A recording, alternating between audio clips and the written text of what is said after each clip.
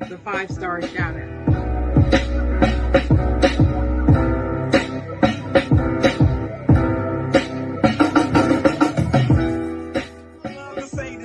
I'm not gonna say it because I don't believe in it. I don't believe in. You can't make a. You know what I'm talking about.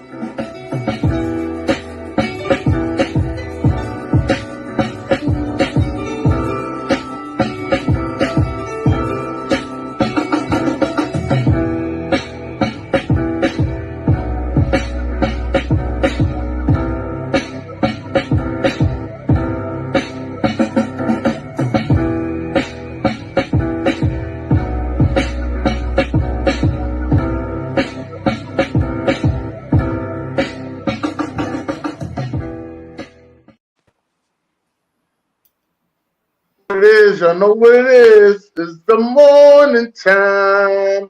Good morning, everybody. How you doing out there today? Welcome to the Side Jawn. I am your host, Dennis Holmes. I'm here with my co-host, the Chocolate Girl. Hello, Dennis. Hello, everybody. Glad to be here on Saturday, my favorite day of the week. How's it going, Dennis? How's it going? I'm all right. Good. It's a good week. End of the year.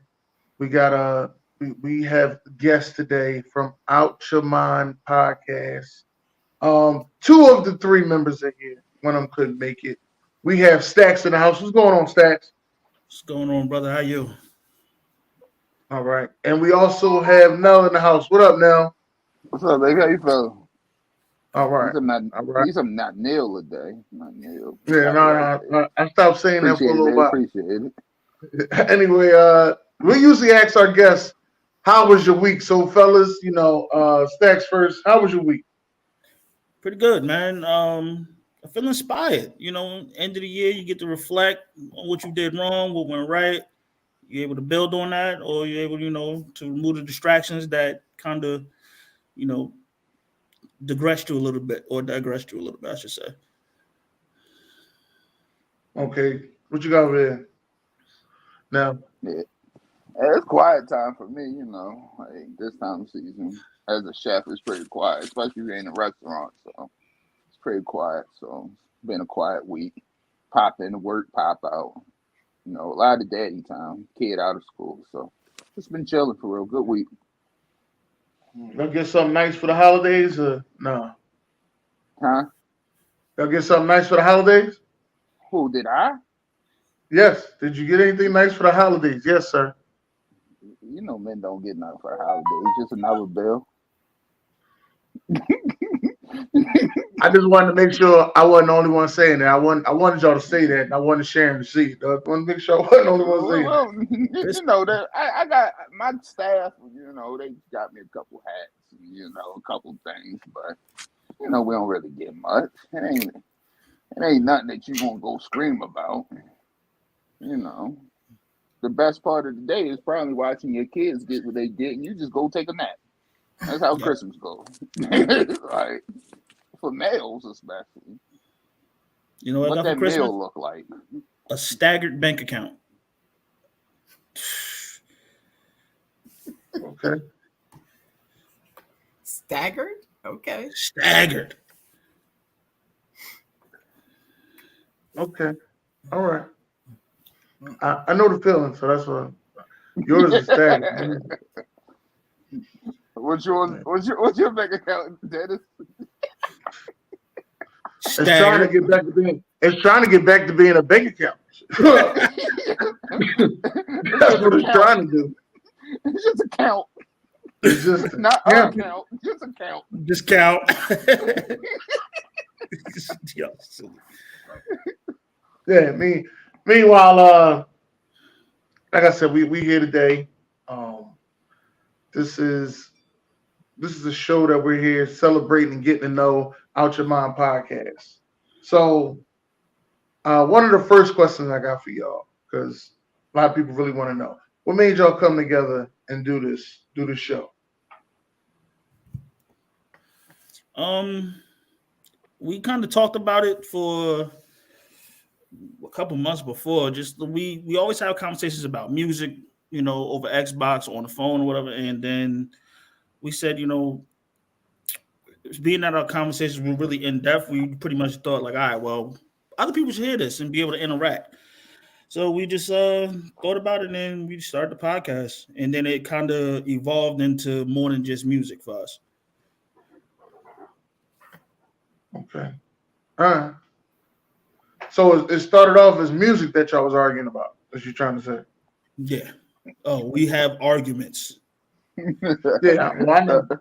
Damn near No, fight. the craziest part is like, if you ever take our private conversations, you would have a better podcast than we could ever put on a fucking show. Because it's Be like, canceled, bro.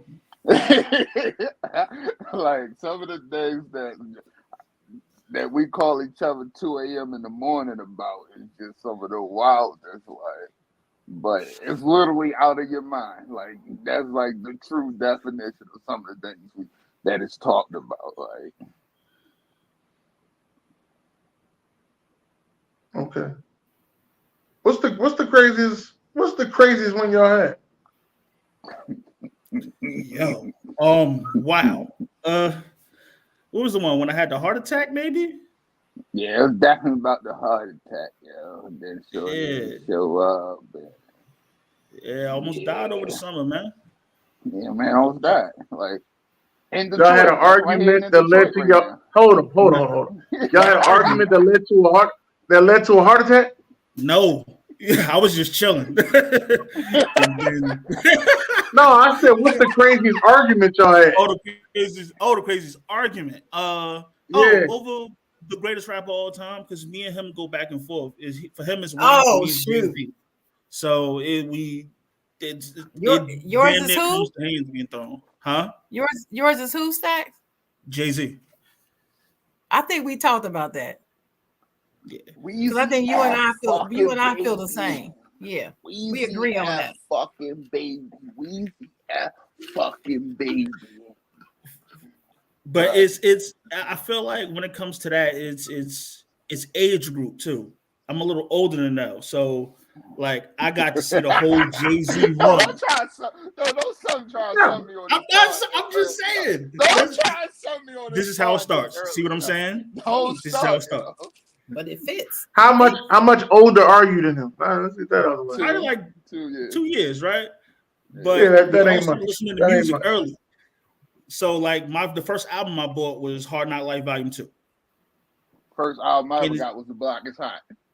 See? You see what I'm saying? Like it's just and it's not, I think it's a regional thing. Like, yeah, Jay was hot in Baltimore, but he wasn't Wayne. Right. And everybody know that Wayne run. But so we ain't gonna get into it because we'll be here all day. But y'all know where y'all was at during that 06 to 09 Wayne run. Now give me the exact same Jay run. We all know where we was at during Jay-Z's run. Right? Like he wasn't headlining Summer Jam to 2005. Like, stop, 2001. But hold on. We gonna do it? If we gonna do it, let me know. Because I'm pretty sure that was as that Jay-Z run was happening. I don't really remember it because it was like a Nelly run happening, it was an X run happening, it definitely was an Eminem run happening. And where are they? And where's Jay? That will always, your longevity run will always win. I got it. Wait a minute. So there wasn't a young Jeezy run happening from 06 to 09? It wasn't bigger than Wayne. It wasn't bigger than Wayne. Now let's cut it out. Now let's cut it out. There you go. Yo. There you go. Where my goalposts at? Because I swear. Because if we want to be real, if we go by, just saying, if you want to be real, that first Jeezy album. Stacks even know that no run was bigger than that.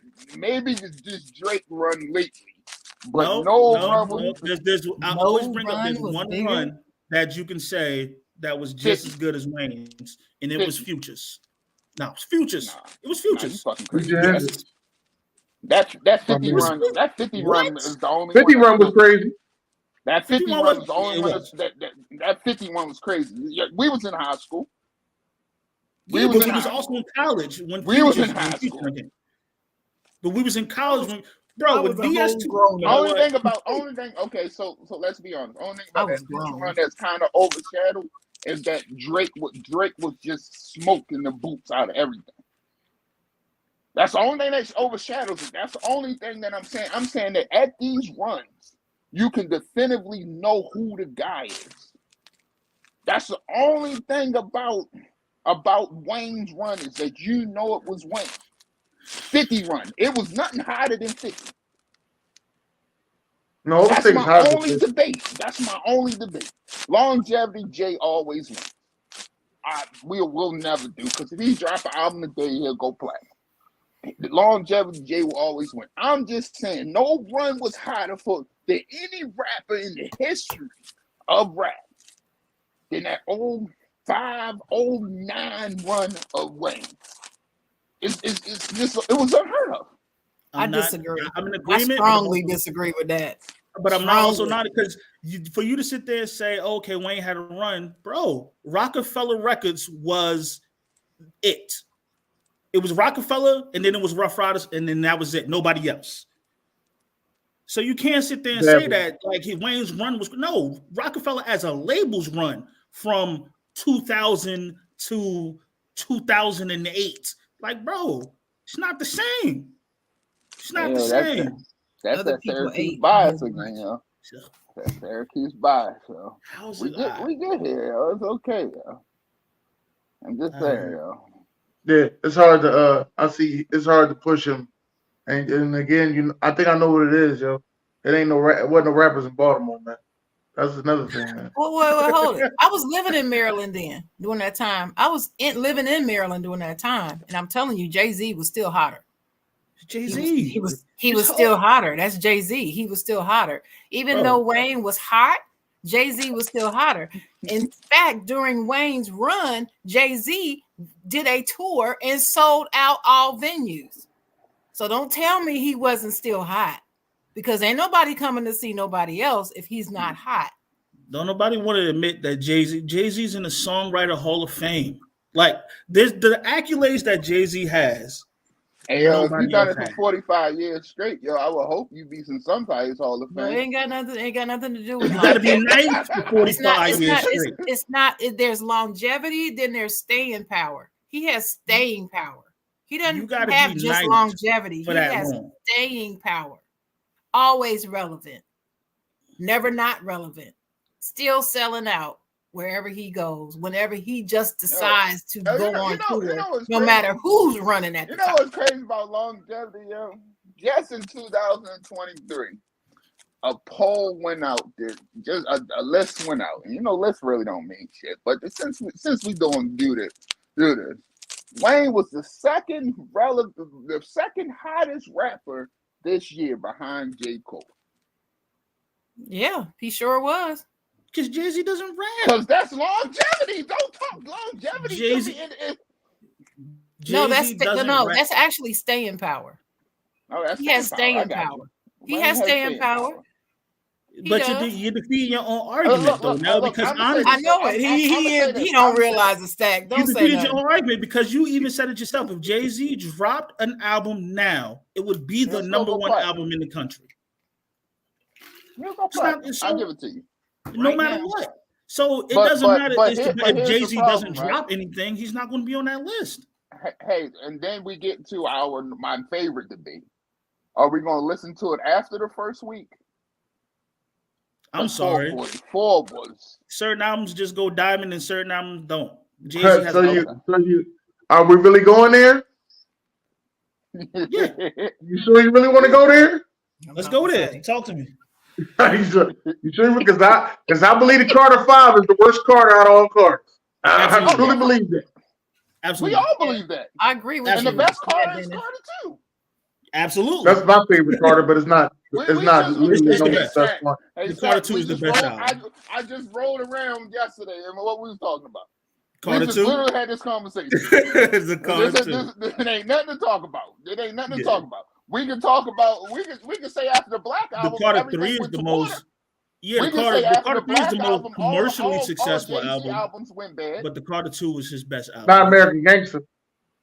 American Gangster was Gangster. all right, though. Man, not American Gangster. Don't do that, yo. Don't do that, yo. After the Black album, it kind of went downhill, yo. What? He was selling on his name. It's the worst. It's the worst. June. Can we move the show along? Can we go to the next topic?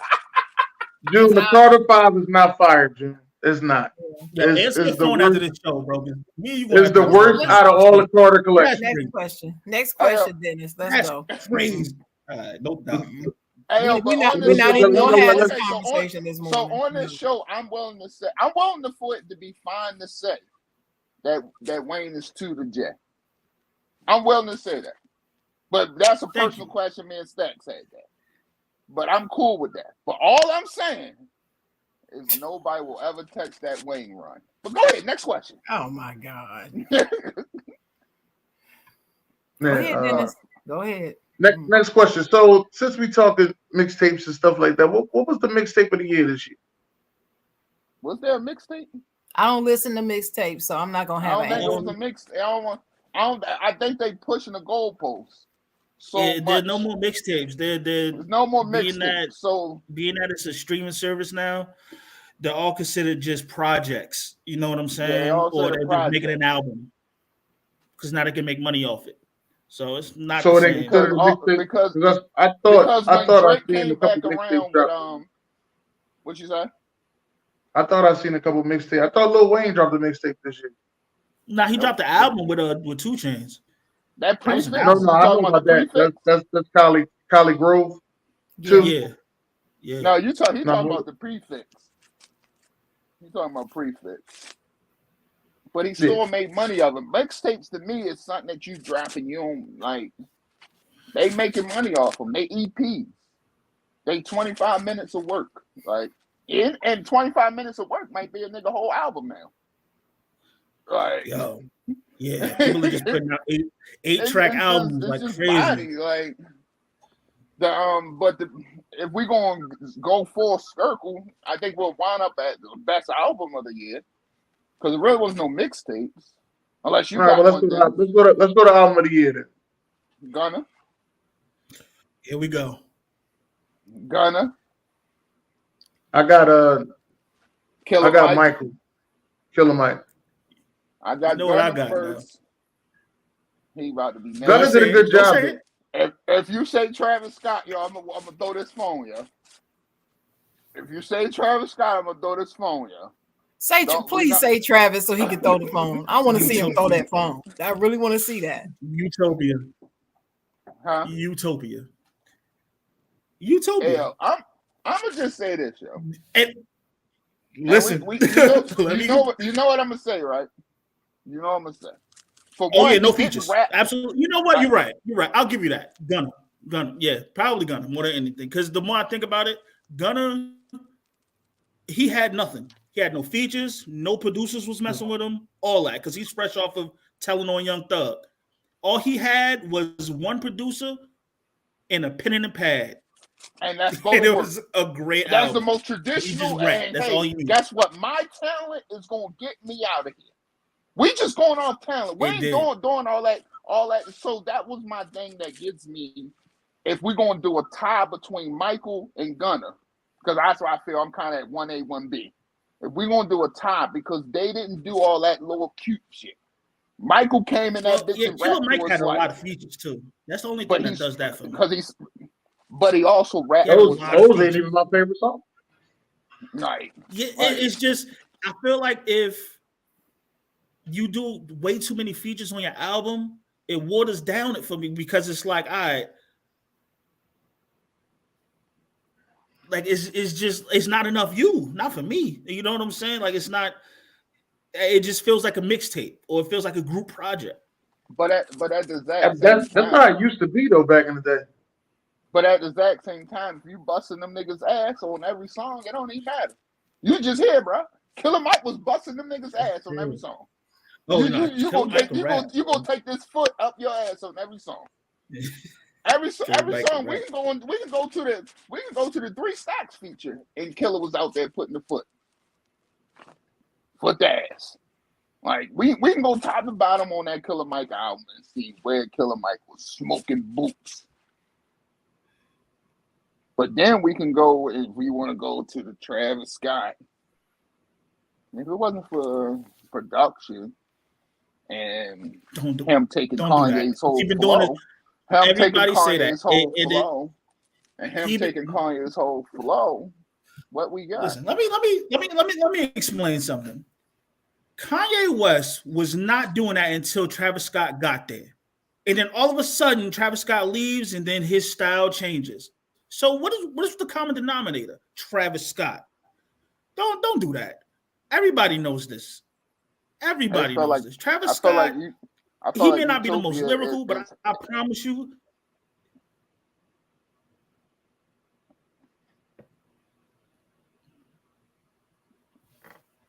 Okay.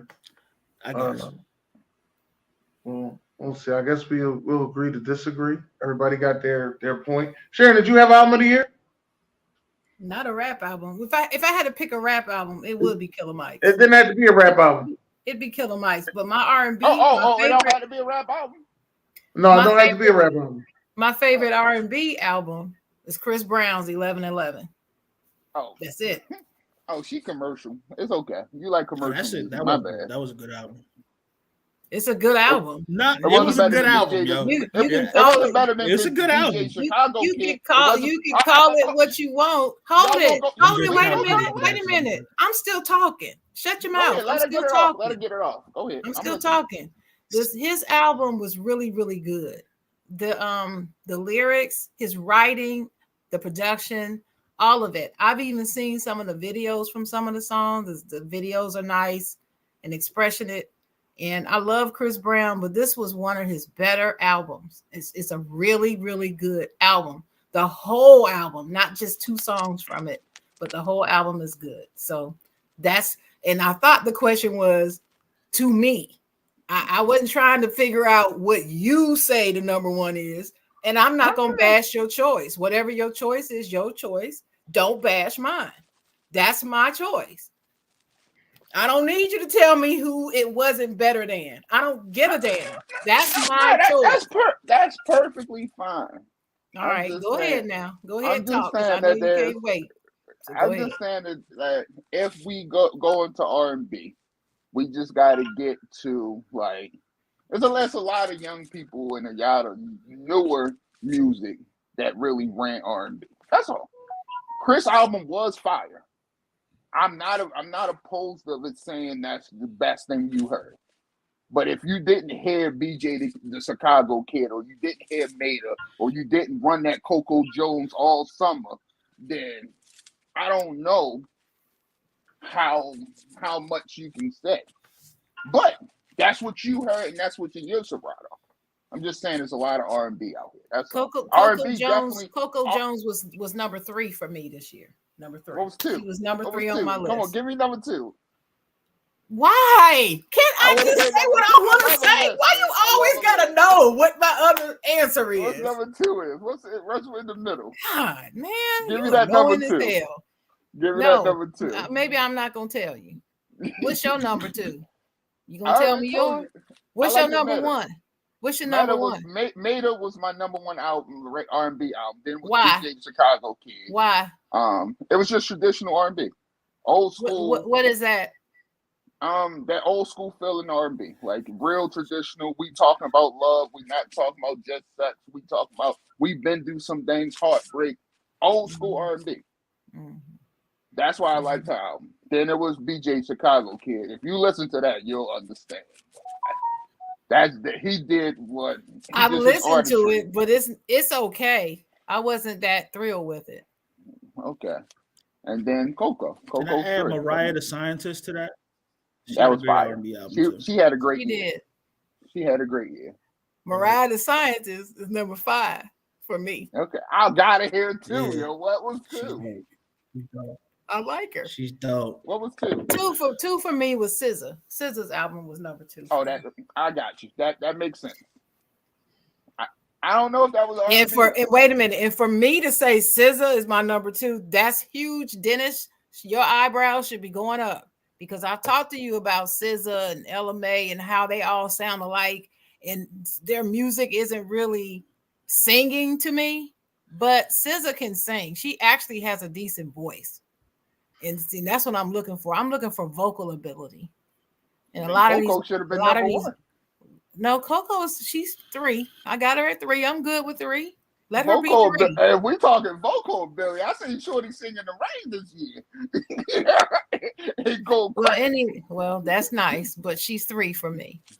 Her album, we talking about the album now. Her album is 3 for me. Okay. R&B. Can we all agree R&B had a better year than rap this year?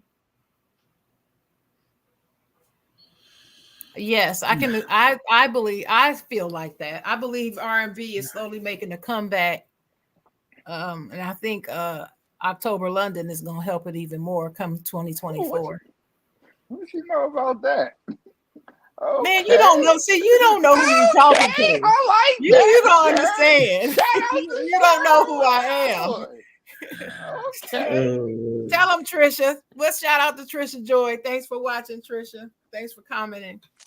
Hey, Jeff said the album of the year was The Great Escape.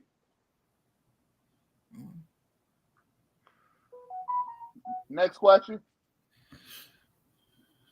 Next question. I don't even know who The Great Escape is, to be honest with you. That's why I said next question. I'll wait for Jeff to put it in the comments. Jeff, who's The Great Escape? Maybe that's something I need to go listen to. He's talking about Larry June. Larry June is fire too. But Larry June. Okay. No, y'all Larry June fans. Because The Great Escape wasn't better than Spaceship on the Blade. Still, Spaceship on the Blade. Well, it was just the album of this year. Oh yeah. Larry June. Larry June fans is deep, boy.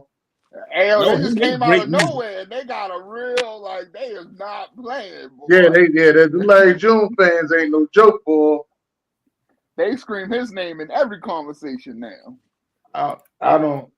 I leave them alone. I'm just glad nobody's talking about Bruno Mars right now. I'm sick of hearing his name in association with R&B. Just sick of it. All right, that's my birthday, brother. Since we did always why I love Bruno. I just don't want to hear his name right now. Not for another year or 2. Now, since we did albums, let's go to the movie of the year. The movie of the year. 2001 with Tiana Taylor. False. 2001. Yep. A good movie, but false. That was the best movie I've seen all year. That's all I'm gonna say.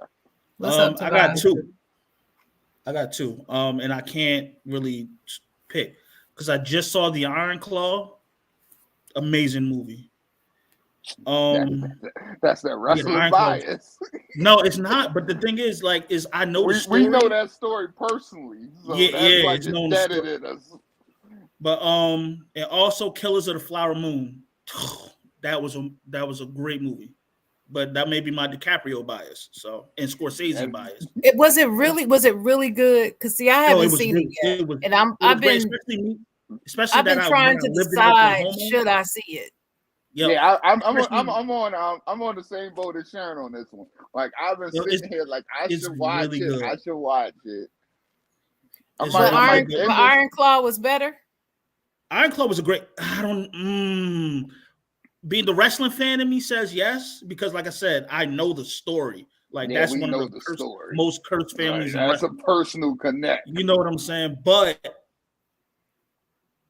Killers of the Flower Moon, being that I lived in Oklahoma and I was told this story and to see that the movie was exactly how they said it was, it's crazy. So I'll write those down and I'll watch them and I'll let you know. I would kind of say the Iron Claw was better. I love all of A24's productions. So anything Ari Aster, I'm in. And it also had Jeremy Allen White, which is one of my favorite young up-and-coming actors anyway. He played Kerry Von Erich. So he is not everything he touched out the park. Yeah, it's like he turned into the person. Like I just from the clips, I'm just like, I'm pretty sure he was about to. You can see the suicide on his face. Him, Zac Efron. It was a movie. It was a movie. That was really good. What was yours, Dennis? I don't know. I ain't watch a lot of movies this year. I was gonna let y'all have that. To be honest with you, I ain't watch a lot of movies this year. I didn't. It was funny because I thought about that too, and I was like, that Tiana Taylor movie was probably the best movie I've seen. But other than that, I can say like I ain't watched a lot of TV neither, like a lot of movies. No, I watch a lot of TV shows. I just ain't watch a lot. Yeah, I watch a lot of TV shows. Like when we get to the TV shows, I got movies. Nah. I let y'all have. I didn't watch a lot of new movies. I watched a lot of movies that everybody else had already seen and told me I need to watch. So they weren't like movies of 2023, but they were movies. You know what I'm saying? They were new to me. So what was the best thing you seen? Oh God, I gotta think about that. I didn't think about it because my answer was I didn't see any. Probably Gardens of the Galaxy. Probably the best thing I've seen. Gardens of the Galaxy. Well, you know what? I did see that for the first time this year, and that was good. Oh, it was good when we seen it in 2017. Guardians of the Galaxy was good. I really liked it. Oh, and I saw Sing for the first time. I don't know if y'all into animated movies, but I saw Sing. Oh yeah, Sing 1 and Sing 2. Oh, that's my joint. I just saw Sing 1. I haven't seen Sing 2 yet, but I saw Sing 1. Oh, you gotta see part 2. You gotta see 2. You gotta see 2. Well, I just saw Sing 1 this week, and it was really, really good. I really enjoyed it. They had you standing up singing. Oh yeah, and I knew every song. So it was good. Mm-hmm. I ain't gonna lie, when that first sing they got me when Bull started singing Elton John, I was like, oh snap. Man. Trisha Joy in the comments, Trisha Joy said that Iron Claw is a good movie and that everybody should see it. She said that she went to see Iron Claw with no idea, no preview. First movie she almost cried at. Yeah, because the story is wow. Like if you don't know the story, it's wow. So somebody that's not a wrestling fan to go see it, baby, once you go see it, you might cry then. Because if you don't know the story, there's no connection. You're going to see like, oh my God. Here's what I'm gonna say about it. It starts off at some point toward the end, you're like, oh, things got to get better. It just don't. It doesn't. It didn't get better. Like I know that as a my pop. What is the story about? There was a wrestling family called the Von Erichs. They had a promotion NWA down in Texas. Mm-hmm. And when I say every member, it started off. It was actually 5 brothers, but they only showed 4. But anyway, just 2 of them committed suicide. One of them died of one died in a car intestinal cancer. I mean, intestinal ruptured intestines. And so basically, you're seeing one guy lose all of his little brothers. And the last one with Jeremy Allen White, Kerry Von Erich, he ended up. It's like whenever one of them won a title, they would die. Like that's why they say like his family is the most cursed family in wrestling.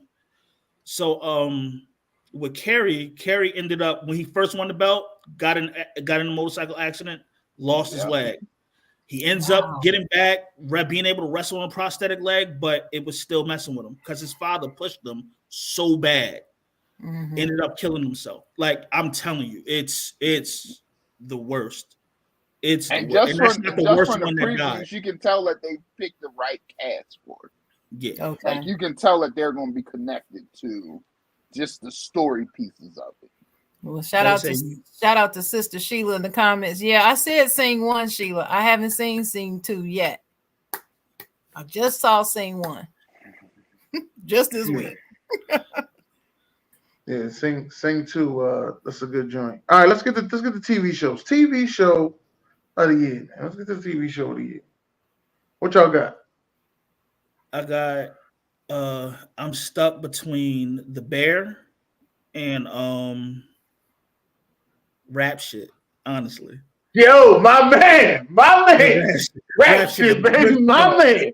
Rap shit is a good I show. love them girls on rap shit. Shout. Great show.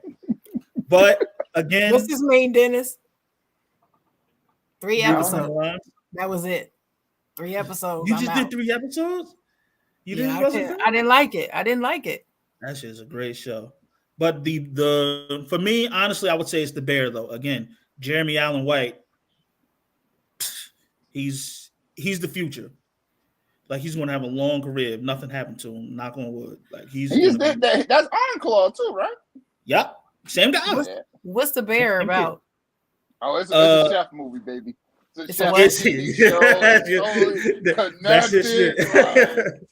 It's about a 5-star chef who ends up coming back home to Chicago to run his brother's sandwich shop. His brother ends up killing himself, and he left him the sandwich shop. And it's basically how the culinary arts kind of messed with him. So now he's trying to build himself back up to just run it, because he never planned on being there. You know what I'm saying? So, and then he has this girl. You just got to watch it from the beginning. It's a lot to explain, but it's a really, really good show. And Jeremy Allen White. I might watch it, because it just said Bear. You know, Bear. That didn't attract me. Just the name, Bear. Okay. The name of the name of the restaurant is The Bear. That's why it's called The Bear. Okay. All righty. What about you, Donnell? Succession. Yeah, that's what Time Magazine said. Succession. I've never seen it. Bruh, like I don't know if y'all follow Succession, right? But it's based off a true story. Like, if you know the true story, you know how it goes. But there's a dad, and he was just the dad ran the business. And in this final season, they killed the dad off episode 2. So you get to watch everybody, all the kids, all the family members fighting for the succession. Who gonna be the next 7 episodes? Right, with got a power. Like, it is just you get to learn how cutthroat people are for power. It's it's crazy. So I had 3. Succession that's probably my thing. Bear is the thing I watch with everybody. But I can't do a TV show and not shout out Abbott Elementary. Like, that's my joint. You can't. I can't talk a TV show without and not talk about Abbott Elementary. Like, that is my show. Doing on, like, I'm not even from Philly, but when I watch Abbott Elementary, I feel connected to Philly. Like you can feel like this is really what's going on. Like, they go through real life stuff, like real life scenarios in every episode. The kids, everything, the connection. Like, I love Abbott Elementary. Like if we're gonna talk about a TV show, we gotta always bring up Abbott Elementary. Like, and they come back February 7th. It's not an ad, but they back, yo. Yeah. Well, for me, Abbott Elementary is my favorite. I guess what you call network fictional show or whatever. That's my favorite show. And then my favorite reality show is just about anything on HGTV. But my favorite one is Hometown. What's that? Hometown is where Erin and her husband Ben are fixing up homes in their hometown of Laurel, Mississippi. And what I like about it the most is not only the way that they design these homes and what they do, it's the stories of the people who are looking for these homes. And the way that they happen to always do something special, very touching. I mean, I've been actually moved to tears a couple times watching this home renovation show. For instance, I'm gonna give you one example. One house, there was a family of an older lady and her husband and their daughter and grandson live in this house. Okay. And the house was damaged like 5 years prior by a tornado, and they could not afford to fix it. But they didn't sell it. It just sat there for 5 years damaged while they lived with somebody else or something all this time. and he was legally blind, so he was in a wheelchair. He's a veteran, good people. Everybody in the town loves him, right? But they didn't have money. See, so the whole town pitched in and donated their time. Some people bought materials and all of that. And Aaron and Ben provided most of the labor and the design and the idea. And they rebuilt their house. But not only did they rebuild the house. Okay, let me get through this without crying. Ben contacted the military and got all of the grandfather, his old medals, had them recommissioned in an actual U.S. flag. And so at the end of the reveal, he presented him with this U.S. flag in a case with all his medals in it. Oh my God. I was just like, what? Who does this? But it was I mean, this world is just so horrible right now. I need to watch something that makes me those feel type good. of stories. I need it. You need and those so, type of stories. Between the Hallmark Channel and HGTV, that's my fix. And I'm telling you, I watch more. When you talk about movies, I watch these romantic comedies, B movies, cheesy. They cheesy. Oh my God, they're cheesy. I watch Tubi movies, Tubi. Oh yeah, Tubi. But that's your thing, though. I have Tubi. Tubi. You know, Tubi will just keep playing movie after movie, right? And I just leave that on all night. I wake up. There's a Tubi movie on. I go to sleep. Tubi movie. Oh yeah. Mm-hmm. I click on the romance genre and just start. And I mean, next time you do it, watch Workday 1 and 2. Oh no, Dennis, I'm not watching that. Watch Workday 1 and 2. I'm not watching that because see, that's you need to stay away from movies like that because you always talking about these Workday. Workday 1 and 2. Just watch it. I would tell you who don't need to watch it, Stacks. Huh? I'm gonna tell you who don't need to watch it. You definitely don't need to watch that. No. Well, there's one that if you want to see a really cheesy but nice Christmas romance movie, it's called Christmas Together. That's one I discovered yesterday. It was really nice on Tubi. But anyway, Hometown on HGTV. It's beautiful, beautiful, beautiful show. That's it. Yeah. What about you, Dennis? What's your favorite show? They said mine, Abbott Elementary. Oh, it is Abbott. Okay. Rap shit. Where I thought you were going to say Chicago Fire and all the Chicago shows. They wasn't really that good this year. The writing was hard. One TV show that actually got me this year was The Rookie. The Rookie got me this year. That was the one TV show I could say that got me this year was The Rookie. I can't do with Chicago Fire because I'll be sitting there like a paramedic doesn't do that. You're not supposed to do that when a person codes. I'll be talking. Yeah, I'll be like. So how do you deal with 911? With a 911 call? No, the show 911. Obviously, you never heard of it. No, I actually have. I'm tripping. I like both of them, 911 and 911. I love 911. I ain't gonna hold you. That's one of my little guilty little things I watch by myself. I'd be mad if I miss an episode. I mean, they're kind of close, but then they're kind of not. The only thing I say that's closest, is because they really just follow a real paramedic EMT truck around. Is Night Shift. There used to be a show called Night Shift that would come on.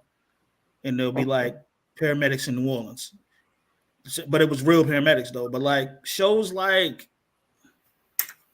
911, I'd be like, all right, person's throwing up, so you're not going to intubate them, like you're not going to stop it, you're not going to vacuum like I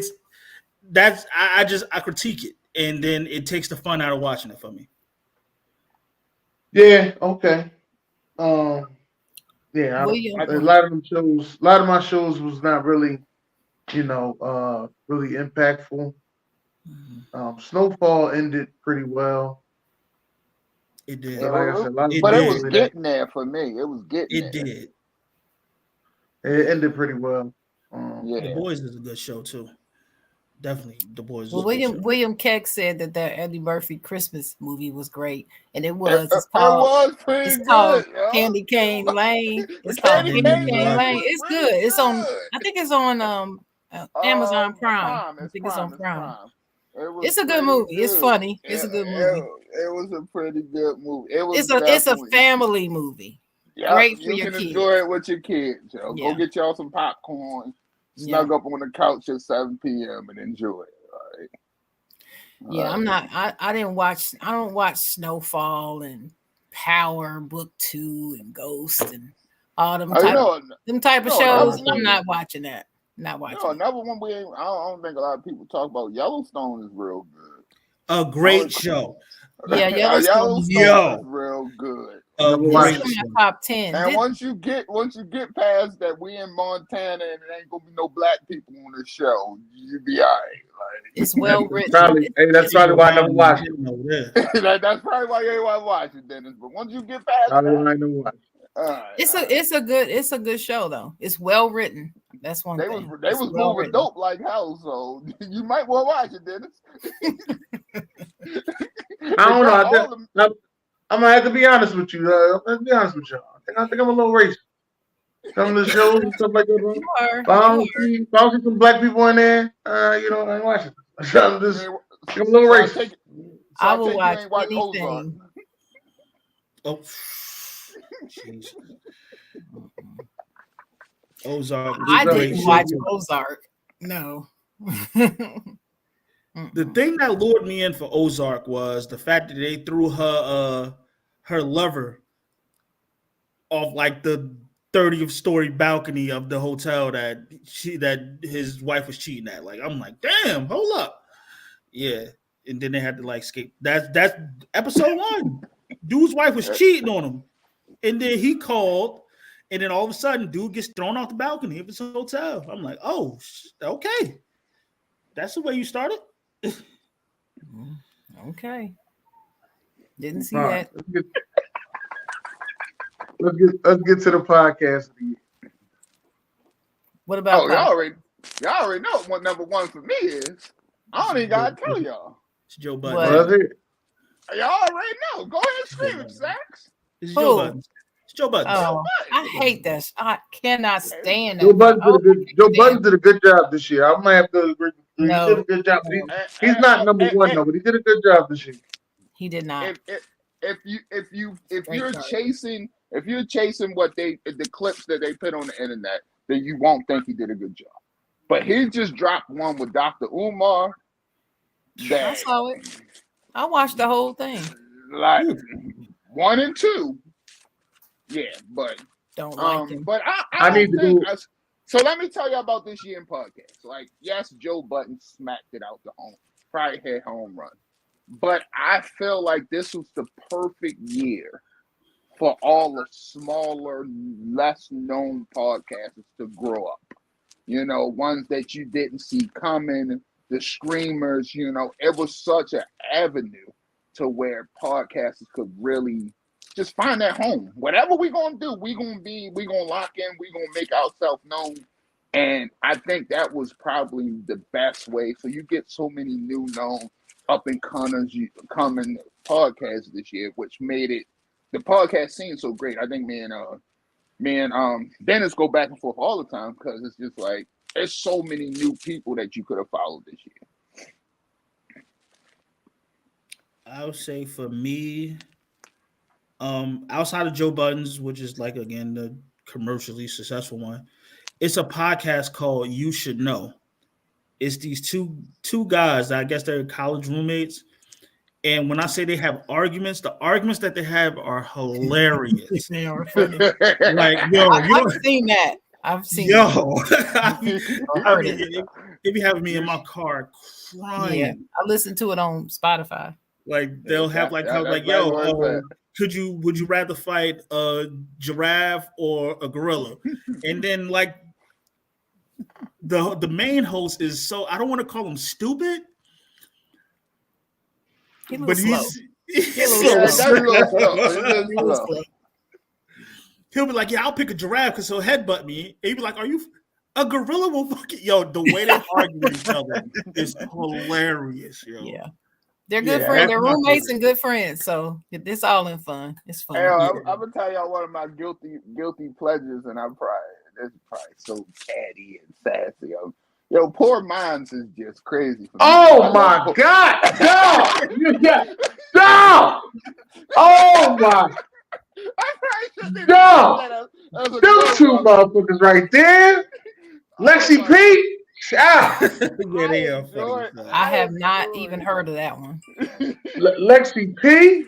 But what is it called? Poor Minds. Poor as in POOR? No, poor as in pour a drink. Oh, POUR. Okay.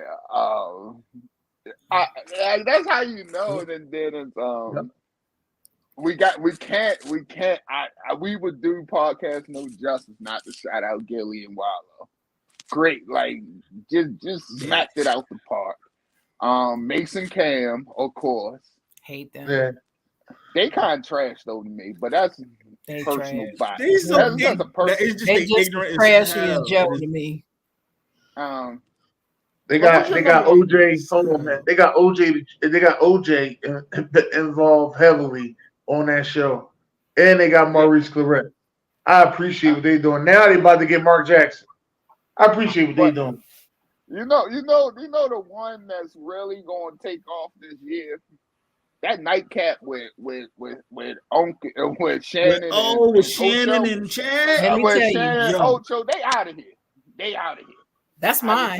That's my number one. That's my number one. They out of here. Like because I'll tell you when I get to mine. Go ahead. Go ahead, Dennis. What's your number one? No. Go ahead, Shannon. Well, before Nightcap came out, my number one podcast was God damn it, I wrote it down. My number one podcast went back and forth between All the Smoke and The Pivot, right? Oh yeah.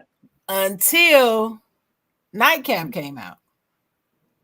And since Nightcap came out, it's not close, right? To me, they kind of blown everybody out the water. But it's not because of Shannon Sharp for me. It's because of Ocho Cinco. It's Chad. Let me tell you something. I told Dennis this before. Anytime you get Chad, Ocho Cinco Johnson in a room or anything, he's gonna kill it. It's must see TV. It just is. He's gonna kill it. And I don't care who he's with. I don't care who he's with. It doesn't matter. But it's the perfect pairing with Unc though. It's the perfect pairing with Shannon though. Oh, it is, but I love it. The one that they did with Dion, it was so crazy. That was good. That was just chemistry. And I believe like the craziest thing about podcasting is just chemistry. You never know what it's going to pair right until you find the perfect chemistry. And that chemistry between them two is just like, yeah. But I would be remiss if I didn't mention my own podcast. So my number one podcast is my own. It is called "Did You Hear What Chocolate Said?" That's how you gotta do it. That's my number one. Number one. Did you hear what Chocolate said? I gotta record my end of year episode tonight. I'm on season 3, y'all. Season 3. If the podcast that I say to me that really took off this year is My Expert Opinion. Yeah. My Expert Opinion really took off this year. They really do a good job over there. I gotta give it to Matt Hoffa. He's doing his thing instead of slapping people. Let me write this down. Instead of slapping people, he really have some good interviews going on over there. Matter of fact, watching his show was the first time I got to see what Vlad looked like. I didn't know what Vlad looked like. If Vlad walked by me in the street, I couldn't tell you until I watched his show. Yeah. If Vlad walked by me in the street, I would punch him in the throat and keep it moving. That's it. That's my comment. That's it. It's funny because you can tell that we all black because if anybody else would have taught podcast, that big name would have came up first.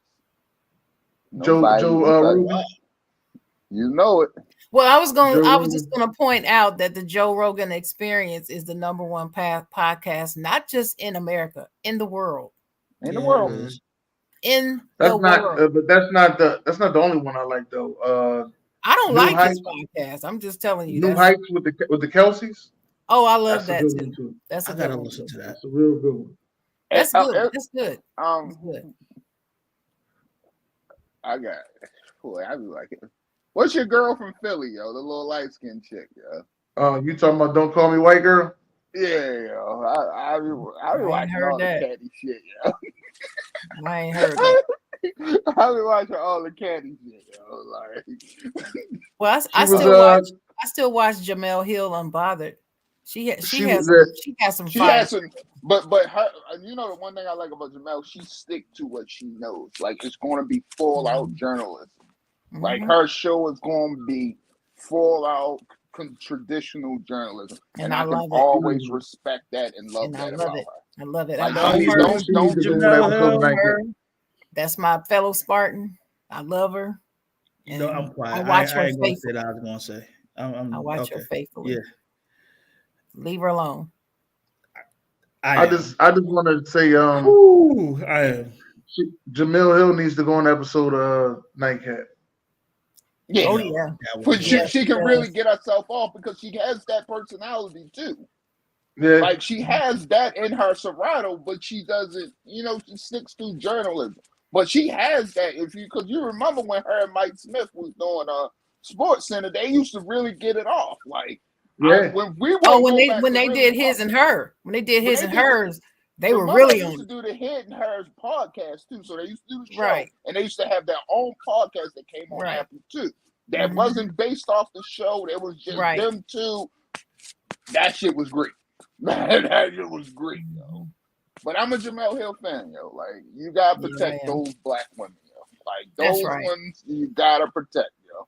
And look at my man Stacks, yo. I'm out. I know. I don't like his face, yo. I'm gonna talk to you about this after the show. Here we go. I'm looking down at my phone. Yeah, that's all we don't talk. Talk. Yeah, we're gonna have to have a conversation about that. I don't know how what's be messing around with Jamel. I don't know what Jamel did to him, yo. But I don't know. All right. No, you know he was in Detroit. He probably was related to her at one point. He probably related to her for 5 months. That might have been Jamel's cousin. He was with. I'm not. Yo, she knows exactly. She's there. But it was one thing she said that I was just like, that's malarkey. But I respect her. I respect it. But everybody has those dumbass moments. Oh, so if we're gonna judge her off one statement, that's nuts. Because she be going after niggas. It's the fact of, like, when she said it, I was like, Jamel, you know damn well. But again, I get it. Yeah, I'm with all the unapologetic black people, yo. And the one thing about Jamel, she's unapologetically black. Oh yeah. No matter if she loses her job at ESPN, she don't care. She don't care. I'm gonna go after Trump. I'm gonna go after. If it's wrong, it's wrong. I'm gonna cite it. I'm gonna point it out. And I respect her Twitter that. Be going off at all times.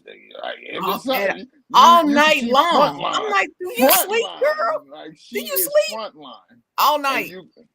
And we just gotta protect those that's willing to die for the cause for their people. And our people is us. So you gotta respect your mouth. All right. Boxing match of the year. Devin Haney should have lost it. That was the boxing match of the year, yo. It wasn't which one. It wasn't to me, but I'll let y'all get off because I got two different reasons. In that match. Yeah, thank you. Okay. That was the boxing match of the year. We on the same note here. All right, we on the same note. How you feel, Stacks? I got two for two different reasons though. So I got Caleb Plant versus Benavidez. That shit was a fight. That was a good fight. That was a good fight this year. That was a great fight. But I also got Crawford and what's his name? That wasn't no fight. No. But here's the reason. Here's why I'm saying. This is your bias coming out, yo. That means can I finish? Here you go. You got to fight.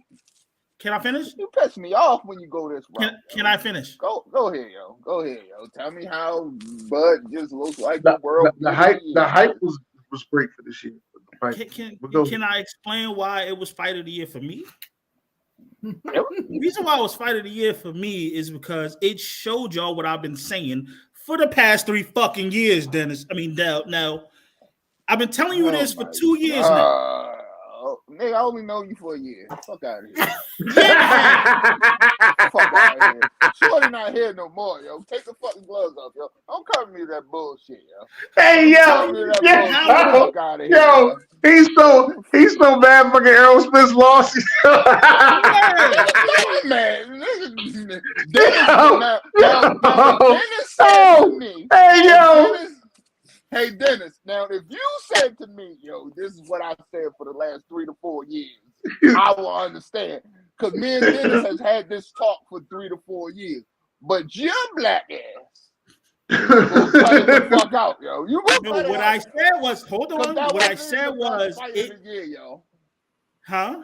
It wasn't a good fight, yo. Just say it was for me. I thoroughly enjoyed it. It wasn't a good fight for you, Mo. Right. Let's get it fucking real. Yeah. I'm just gonna say it wasn't a good boxing match. It wasn't a good fight. It was. It showed that what this did it motherfucker show, wasn't what y'all thought he was. And what I knew.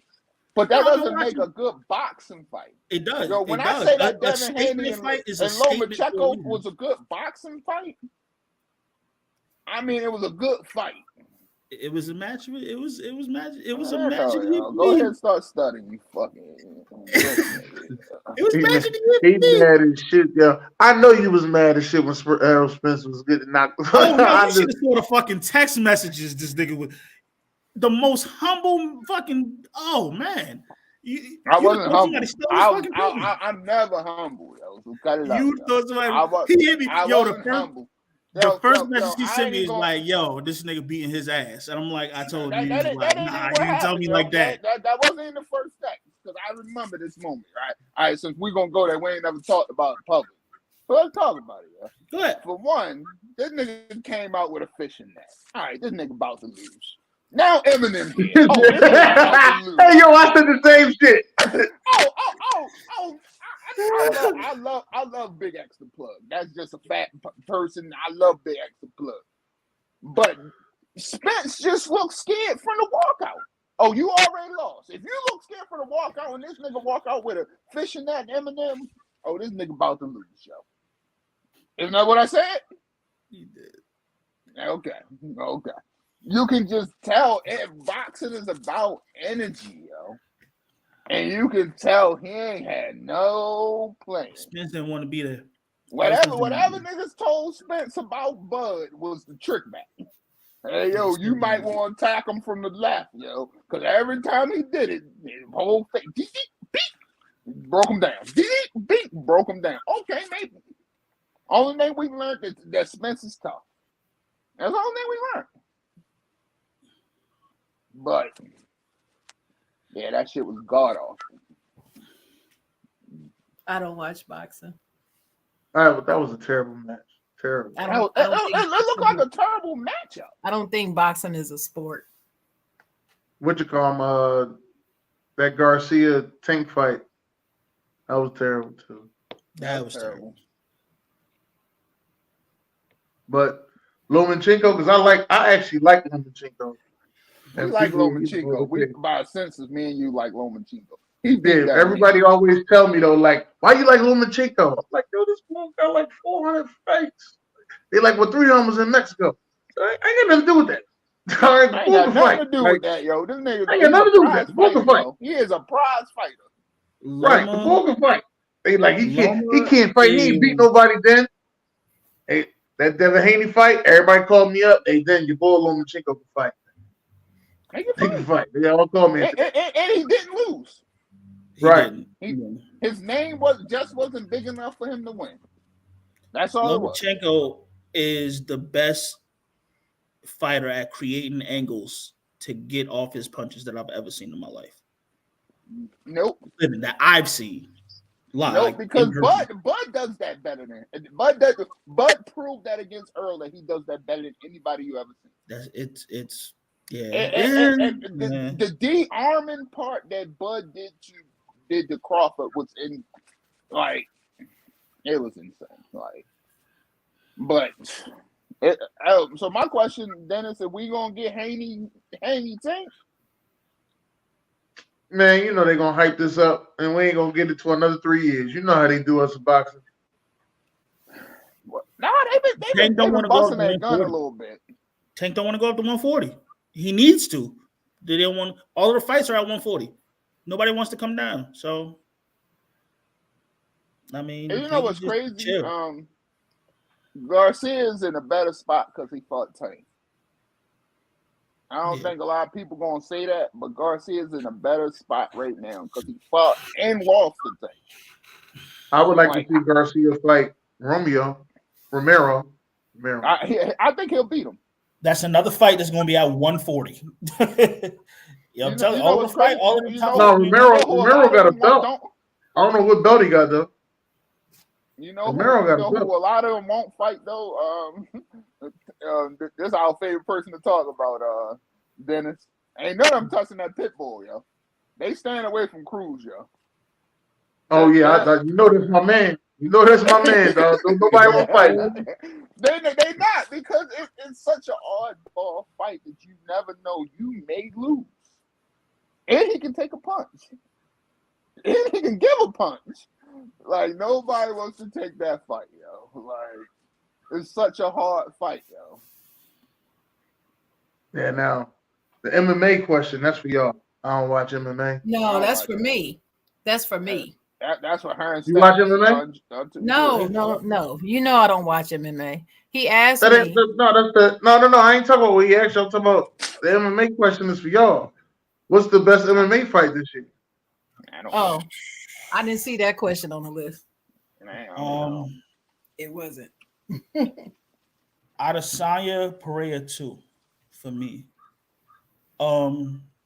Just from a fight at like the tactical standpoint of Adesanya creating an angle to put him to sleep was just he lured him in, literally walked him in, and just you could tell it was calculated the whole way.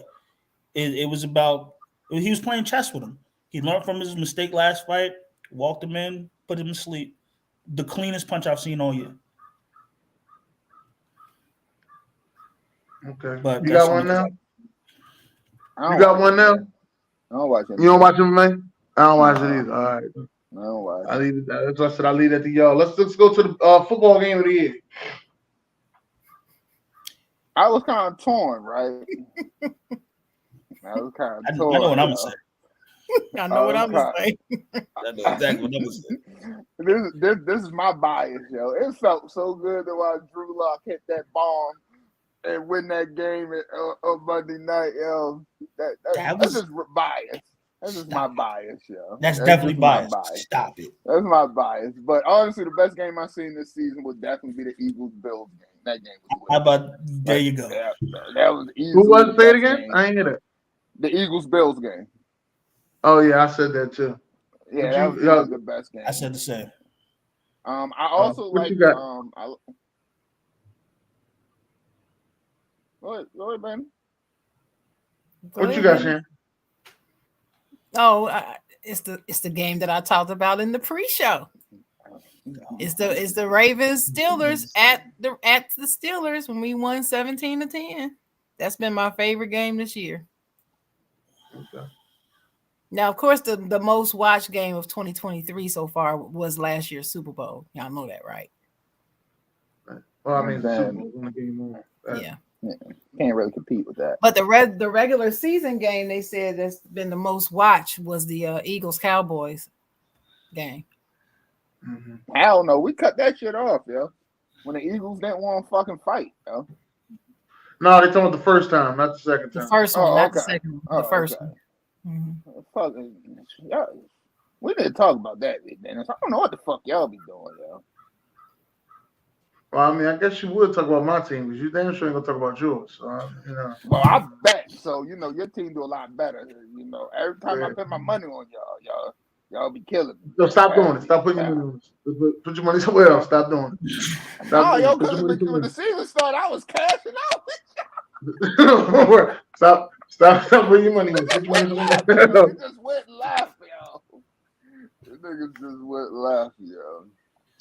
Yeah, I like that. You know, another game that was like sneaky good, but niggas we didn't even know it was gonna be good. That Ravens Rams game when Shorty even ran the kickoff back for the winner. That was a good game, yo. That was a good game. It seemed like the Eagles played in a lot of the good games because that Eagles, the repeat, the Chief game was a good one too. So no Rams game is ever good. No Rams game. No Rams game. You said no Rams game is ever good. You fucking Rams be playing some good football. Not to me. So what's the basketball game of the year? I ain't seen one yet. I would say the Pacers when they played. What about last season, Nell? It's all 2023. You know, it goes across 2 seasons.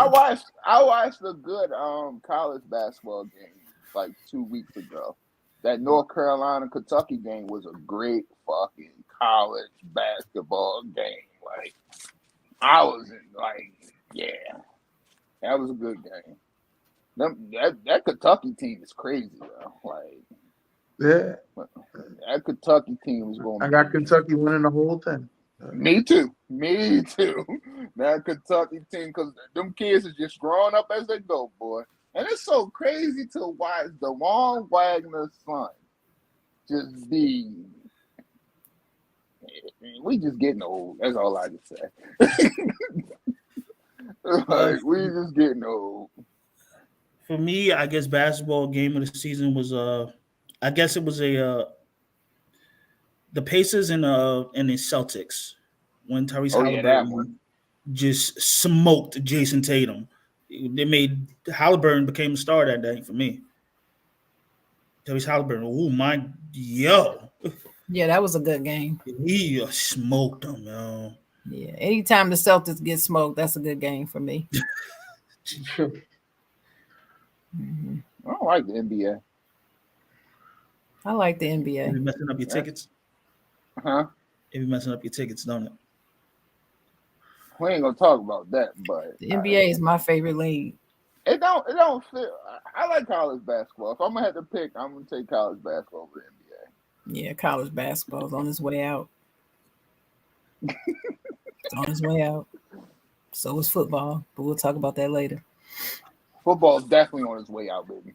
I'm with you. Like they think this expand of the playoff is going to do better. That means it ain't going to be no more bowl games. Mm-hmm. Cancel all other bowl games when they expand next year. No, they're going to turn the playoff games into bowl games. I'm a little excited about the games that come on Monday, though. Mm. What was your favorite NBA game, Dennis? I don't know. I'm kind of torn. There's a couple of them. It's definitely a couple. I haven't really decided on just one. I mean, even the one Stack said was a good one too. I want to say last year, Memphis playing Denver was pretty good, and I think this year the Pacers played somebody and went to overtime. I forgot who it was. But it's the game that's the game that Stack's talking about.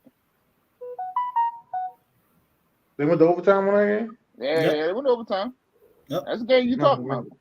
I don't think that's the one I'm talking about. That was a good game. That was a good game. We're talking about a good game. Yo, John return was a good game too, yo. That John coming back was a great game, yo. That game against the Pelicans. Yeah, that was a good one. That was a good one because I'm a big Ja fan.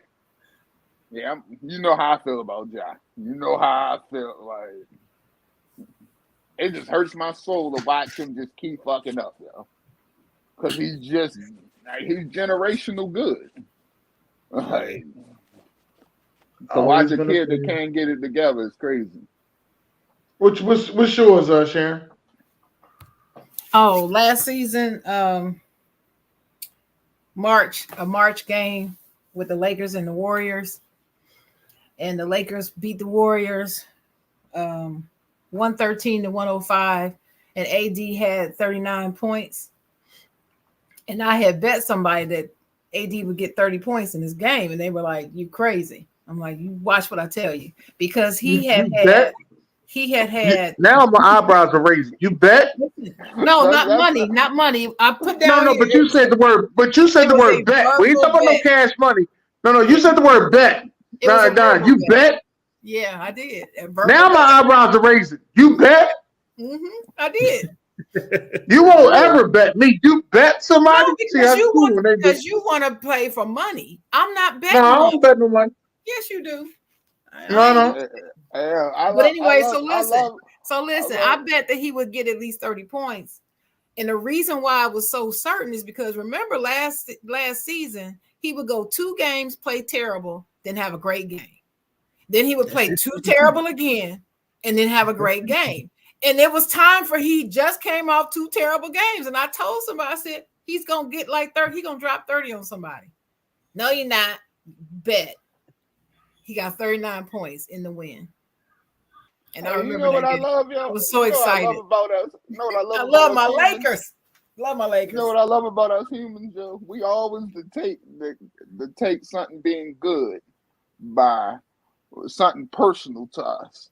Because boy, the only reason I brought up that Drew Lock game because I hit for 2,200 that day. And look at her. Her best game is because she won a bet. No, it was because they beat the Warriors. See, I people kept telling me the Lakers weren't going to beat the Warriors that game either. I was like, no, they're going to beat the Warriors, and they beat the Warriors. And I like both teams, but the Lakers are my team. That's my team. But my second favorite wasn't personal. It was the Ja return game this season. That game was phenomenal. He did his thing. Phenomenal, yo. He did it. He proved why he is going. He's got next. But if he keep doing this bonehead stuff, he's not gonna get it. I mean, LeBron is practically giving him the baton, and he just sitting there looking at it like, I don't need the baton. I don't get it. He gotta go to Paris this summer. Go to where? Paris. For the Olympics. For what? The Olympics. Oh, the Olympics. Oh. Yeah, he gotta go win one. I got a feeling they ain't gonna win in the Olympics. They couldn't even win in the FIBA, so they also didn't have the true lineup yet. Yeah, I know, but these jokers ain't. You watch what I tell you. It ain't gonna be the redeem team over there. No. Unless I check, I watch the Olympics most though. I watch the Olympics for track and field and the pool anyway. So I do too. I don't really watch it for. Well, I watch gymnastics too. I watch the gymnastics too, but I watch the swimming and the track and field. Yeah, and I feel like if we about to start talking about the Olympics, boy, I feel like we're gonna be stacked on those 2 places this year. We should. Oh, but wait a minute. Do you watch the rowing? The rowing? I don't like no rolling, baby. Oh man! If you like the swimming, I challenge you to watch a rowing competition. It's dope. I love it. I like the rowing. But anyway, all right, Chocolate Girl, you got it. What questions you got? I don't have any questions. Is that the last one? Yeah, you don't have no questions. So y'all not going to ask about baseball? You know you got a baseball fan on here? It's crazy, no doubt. Oh, well, I asked you what was your favorite Major League Baseball moment of 2023? Good God Almighty, this is a good day. Go ahead and tell them, Stat. All right, so we got a Baltimore fan in here, right? Who they haven't been good since Cal Ripken. You hear the hate? You hear the hate? Like, we only talked. She only said this year. She only said this year. So they won the AL East for the first time in like 25 years. I was happy for him. I wasn't. Since but 2013 to 2013, so not 20 years, so 10 years. Fitting. What Cole would you want? Anyway, 10. Anyway, but yeah. So, but for me, it was baseball game of the year was World Series Game 1 when the Rangers came back. Oh, that shit was so great. Aroldis Chapman. Well, not Corey Seager tied it. Then Aroldis Garcia hit the home. Crazy. That was a game. But what about you now? I remember like it was yesterday. Oh, this nigga, bro. I was at the little hole in the wall. We was down 3-5. Chance to win the AL East. Down, I think it was 8th inning. 2 outs, 2-1. Cedric Mullins comes up. 2 people on base. Home run. Tie the game. Then he comes up the next play on defense and robs somebody of a home run. I said, boy, that's going to be a year. And we won the AL East. Probably a year before that me and Stacks talked about we should have, but yeah, it was definitely this year in baseball was good to be an Oriole fan. That's all I can say. It's good to be an Oriole fan the whole year. The Orioles on my list. I like the Orioles. I'm a Reds fan first. Y'all may not know. Oh, y'all about to be great. We don't talk about to be great. Well, wait a minute. Great. Aren't we due? We're due. I mean, we looked like garbage 2 seasons ago. We were. I kind of want y'all to keep Joey Votto. I want y'all to keep so y'all could just win something with him because he's put so much into that team when it was just him. So it's like we want the owner to sell the team. That's what we want. Damn, we want new ownership, but that's a whole nother story. But y'all got a extremely great minor. Y'all got a extremely great farm system. It should be y'all should win. Y'all should win this year. Y'all should win y'all division this year. I'm hoping. I mean, we have to be a problem. That's what William said. Yeah, we are, but we're like I said, we're due. We've been down for so long. I mean, frustrated. I am a frustrated Reds fan. It was frustrated fun to watch y'all this year. It was fun to watch y'all got some players like McClain and Jonathan India, and y'all got some players this year. Yeah, we do. We did. So I'm anxious to see them. I'm anxious to see them do something. Do something. That's all. Well, I'm just anxious for them to do something because they got me out here rooting for my 2nd, 3rd, and 4th team every season because they're always in it. But the Reds are never in it. I ain't rooting for nobody but terrible. Orioles. I'm sorry. Well, that's you. I root for the Yankees. I like the Yankees. I like the Dodgers. I like the Orioles, and I like the You can't like the Yankees and the Dodgers. I do. I like the Yankees and the Dodgers. I forgot. I do got a 2nd team this year. I forgot. I do. I like the Yankees and the Dodgers. I forgot. But I also like the Washington Nationals. I like the Nationals. When I lived up in Maryland, I used to go to the Nationals and the Orioles games. I liked them both. Who your second team? Who your second team now? Huh? Who your second team? Get me a 17 jersey. Whew. What's your second team, Nell? Hey yo. What's your second team? I know you're not about to say what I think you're about to say. Yeah, Dodgers is my second team this year. Yeah. The Dodgers is, I go way back because they used to be the Brooklyn Dodgers. Y'all know that, right? Yep, I know that. It's a history thing for me. Why I like both the Yankees and the Dodgers. It's a history thing. Yeah, don't talk to me about baseball history. I mean, like, I get it. It's a history thing for me. I'm saying that's the reason why I like both of those teams. For me too, yo. A couple weeks ago, they got these 2 Chinese kids. Whew, they gonna go crazy. Okay, so look. That's funny, Neil. That's funny. It's funny. That's it's definitely funny. I mean, the way he said it, they were gonna go crazy was funny to me. That's what I was laughing at. I don't know what's wrong with you. What's wrong with you, Stacks? He's upset because they pulled the Yankee on the Yankees. That's all. He was upset because the Yankees for years got everybody, bought everybody. That's how they built their teams. And now the Dodgers pulling the Yankee on the Yankees. That's why he's upset. It's okay though. We built. Okay. So let me ask you a question. What is your opinion of Ohtani? What's your opinion of him? I feel like they overpaid for somebody who's not going to pitch until next year. But hey, and then got him to defer $680 million. Like, I don't even think that's legal, but whatever. Like, the fuck, yo. But he agreed. He agreed to it. He's mad because the Yankees ain't think about that. I didn't think that's possible. Like you sound somebody for $700 million, you get him the first 680 of it. It was the trick back. I told they was gonna go get the young kid, the young pitcher, because he deferred. What I tell you, you ain't want to listen. Nah, yo, we the Yankees, we the Yankees, and they the Dodgers, and now he bet right behind. I wonder if they're gonna bat him behind Freeman or before Freeman.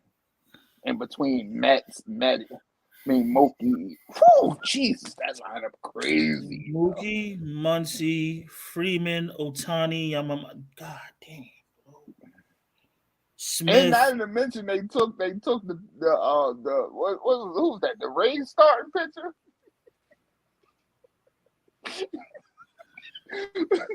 Where did it get to? The pitching rotation. The pitching rotation is insane.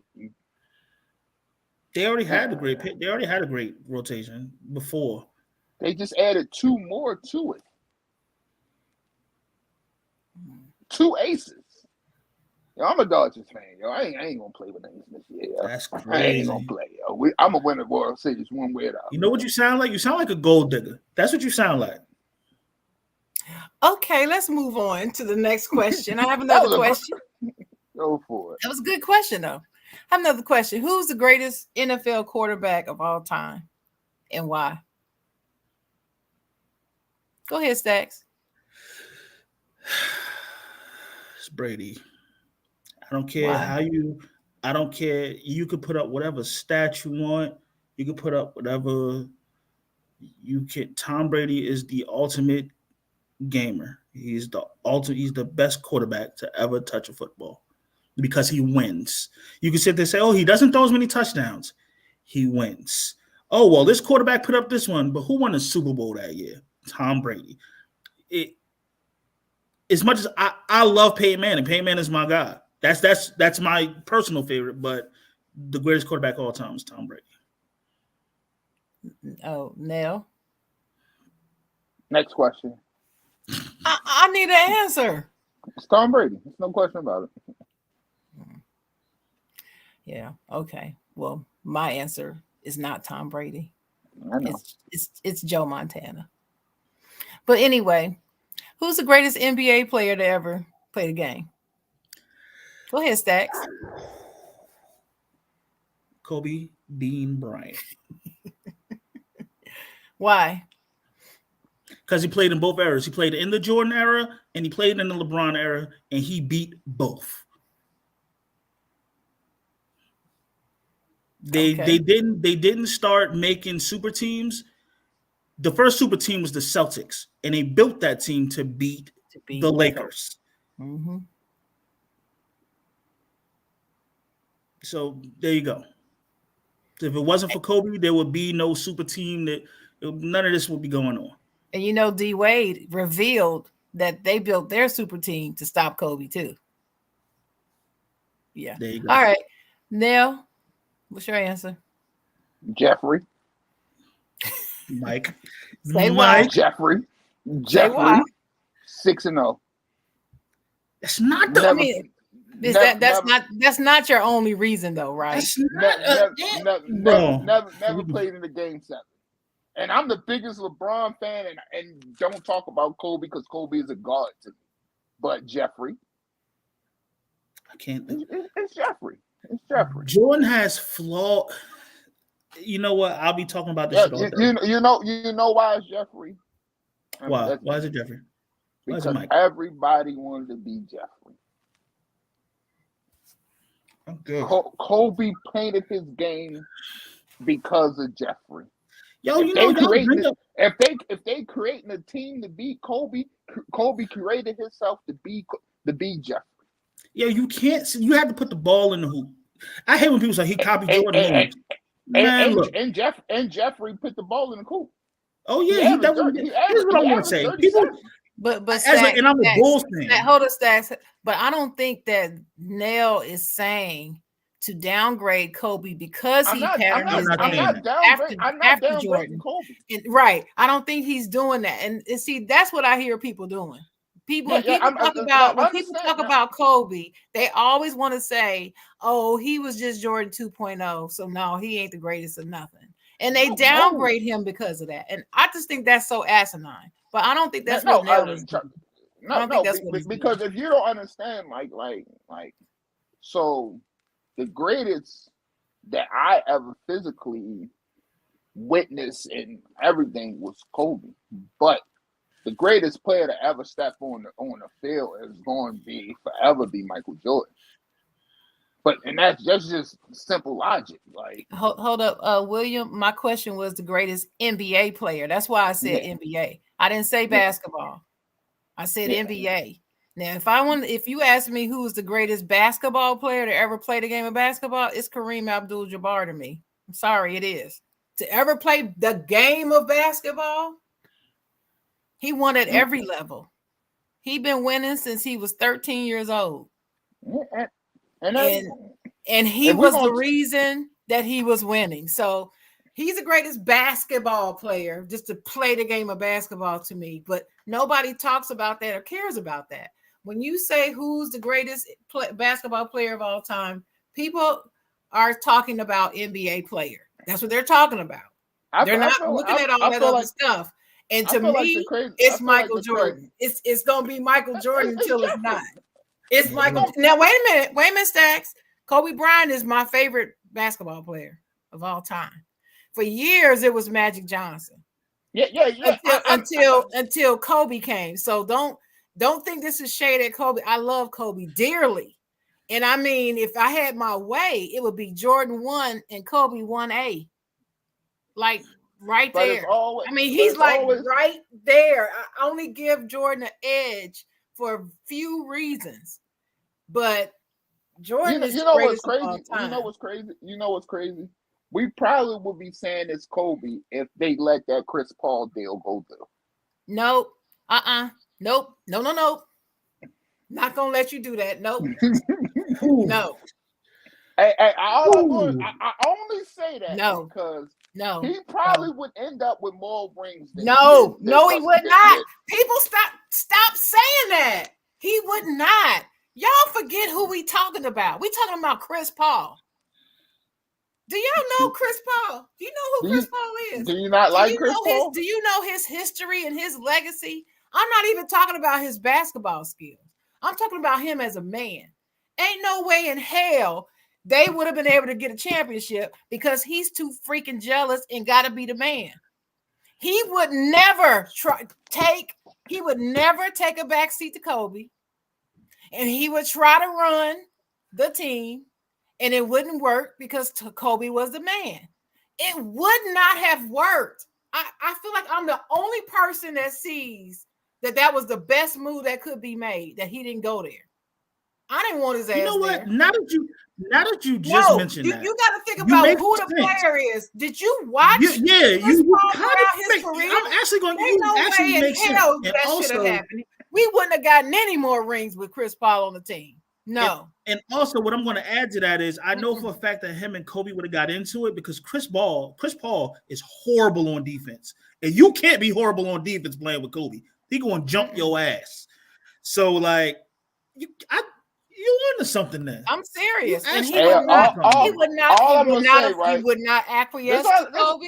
He would not try to do anything with the team with Kobe. He would not be a floor general with Kobe. He would play more hero ball because he would want the attention.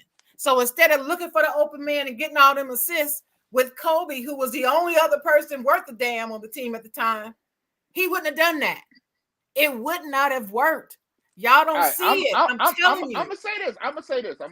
That's all I'm gonna say. If we watch that Redeem Team documentary, we see just how much Kobe meant to these guys. So if he can change LeBron's mindset, even though LeBron's a team player, Wade's a team player, I don't see where Chris Paul's always been. Okay, Nell, let me help you with this. Let me help you. When that Redeem Team was put together, how many years had LeBron been in the league? 4. 3. Yeah, so he was young and new. But Paul was only been in the league for a year. So yeah, he could have been influenced. Yeah, LeBron could have been influenced. We talking about Chris Paul though. You don't understand it. No, Chris Paul is a whole different animal. He's an arrogant son of a bitch that do not want to listen. He is a terrible teammate, and he's been a terrible teammate since high school. So I'm just saying, you gotta look at who we talking about. That if you would have put a prime Chris Paul with Kobe at that time, that wasn't prime anyway, but still, no, he would not. No, it would not have worked. It would not have worked. It would not have worked, Neil. That's just pie in the sky. It would not have worked. All I'm saying, it would not have worked. I'm just saying. All I'm saying is that Chris Paul and Blake Griffin was in the championships. I know that. They was in the Western Conference. But wait a minute. Blake Griffin's star was not as bright as Kobe's. He didn't have a problem with that because Blake Griffin's star was not as bright as Kobe's. But Blake Griffin he ain't nowhere on the level of Kobe Bryant. So of course Chris Paul got along with him. Of course he could play well with him. I guess it would not have worked with. Hey, you ain't got to agree. That's fine. But I know I'm right about this because I studied these two players. Like I said, ever since high school, CP3's been one way.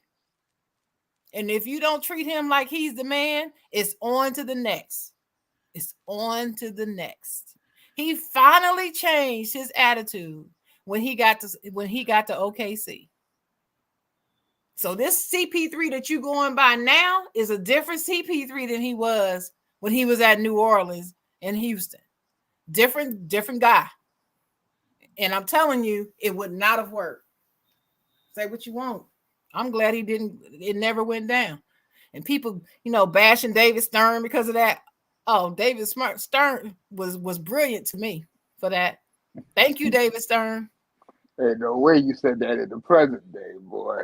I don't give a damn. I'm telling you, I respect David Stern. I'm glad he did it.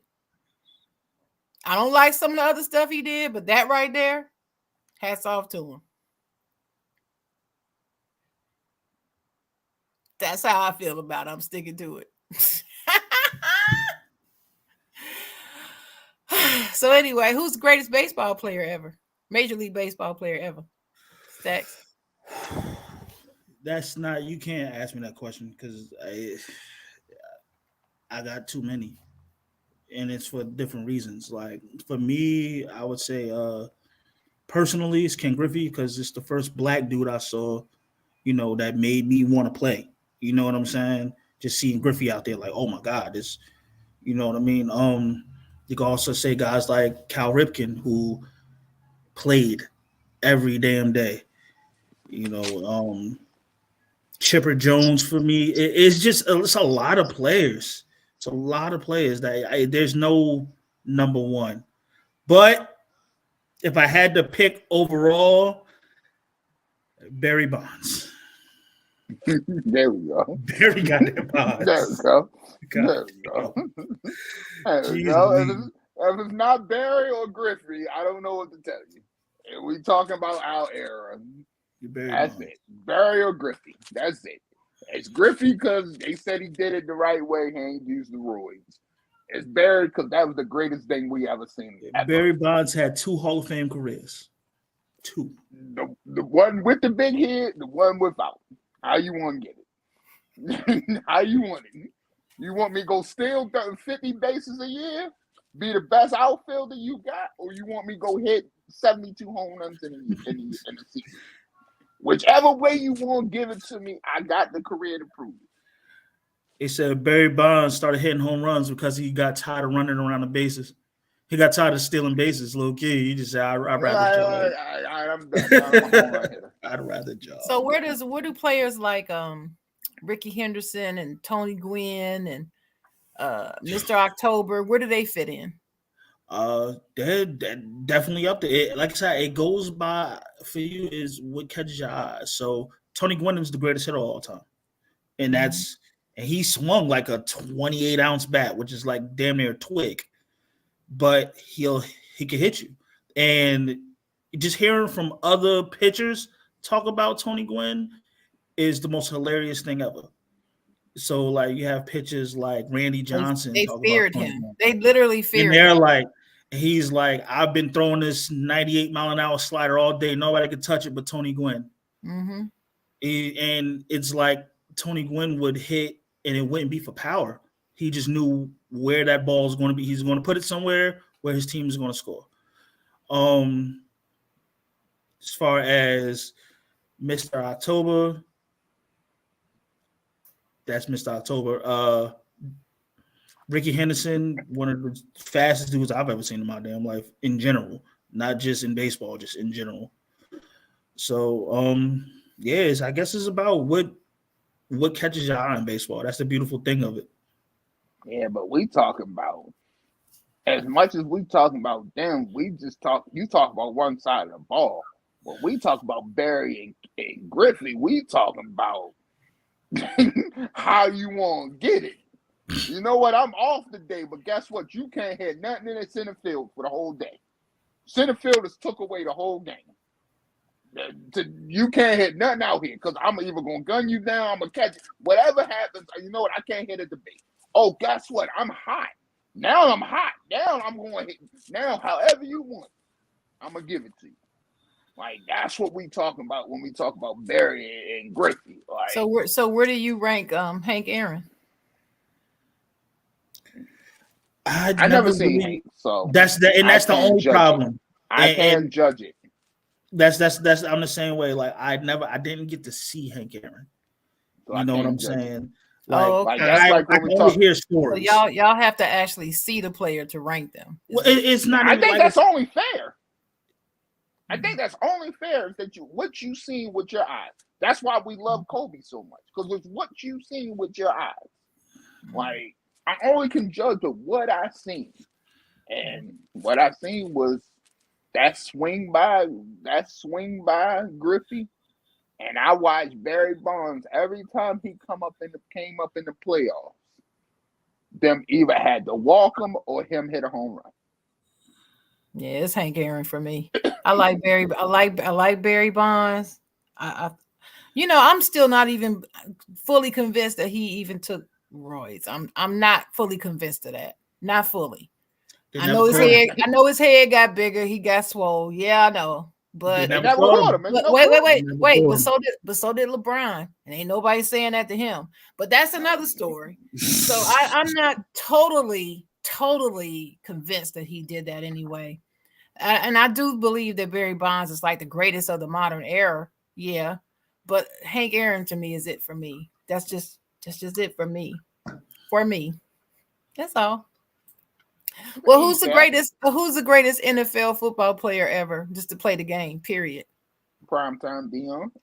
All right. That's it. I don't have to know anything else because we at least agree on that. Primetime Dion. You feel the same facts. My son's name is Dion for a reason. Do you spell it the same way? Deion. Yes, right. I do. Yes, I do. Well, Dennis, that's all the questions I've got, Dennis. Oh, do y'all watch the WNBA? I don't, unfortunately. Nah, I should though, but nah, I don't. Neither one of you do. You don't either, Neil. I watched a couple games, but I don't watch it like that. Okay. I watch women's basketball, like college ball, but I keep telling you I like college ball more than I like professional. Why? Why do you like college ball better? It's more pure. It's more what? pure. Like it's more pure. Well, you better kiss that parody goodbye now. That parody's out the window. It's about to. It's really college sports in general is about to really be messed up, and you'll see. Yeah. But at least they're getting paid though. Yeah, at least they got choices. They can go where they want now. So hey, Kentucky I don't got like all the money. I feel like that's the best team in the What's Cup. I don't like the transfer. But that's player empowerment. I feel like that's player empowerment stats. You here? No, but the coaches get to do it. They should be able to do what the coaches do. That's what everybody keeps saying. They should have the same rights as the coaches. I mean, they're right. The transfer portal because of this fact. So I got a kid. My son will be a college prospect. He's already projected. That's his window. And they're probably going to take a kid that's in the transfer portal before they offer a 17-year-old high school kid the same scholarship. That's the problem. That's the biggest problem. It's a whole lot of problems with it. They paying high school kids now. So. Oh yeah, it's gonna be middle school next, Dennis. I told you this. I told you that, Sharon. I said I said when we had this argument, I said where do it stop? Y'all was so worried about college. I said they gonna start paying these high school kids. No, y'all wasn't worried about college. They were. I wasn't. I said it too. Where does it stop? I mean, I see both sides though. Like I can see both sides. You're gonna have a 5-year-old getting paid soon before it's all said and done. You watch what I tell you. I could definitely see both sides for some reason being like, even though like just being an ex-college athlete, like my hand is messed up forever. You know what I'm saying? Like if I fuck around and sneeze in my left hand too hard, I'll probably break it again. So it's like so you mean to tell me the injuries and the 5:30 wake ups and the 8:30 conditioning and all that other stuff, that was only worth $50,000? Me putting my body on the line is only worth $50,000. That's what you're telling me. It's only worth tuition and free food. You know what I'm saying? So was it worth that? But that's the sport you chose. It definitely is. The sport you chose, and when I get that. Sport, but also, but what's the difference? But what's the difference? But hold on. But what's the difference between that and you picking a job? You know what I'm saying? Because it's not a job. You're not an employee of the school. Are they not making money off me? Or it doesn't matter if they're making money. That's not what you asked. Let me ask you a question. Am I not putting out a product that somebody's making money off of? Yes or no? Yes, that is true, but you're not an employee. I feel employed. But you're not. I don't care how you feel. Like, fuck you. What do they say? FYF? Fuck your feelings. I don't care how you feel. And that's why college athletes are getting paid now. Because ultimately, that's right. And hey, great. But I'm just letting you know, college sports, the way we know it, has ended. And you will not like it. If this keeps going, you will not like it. Because that's why I said I agree with both sides. Parity. There will not be any.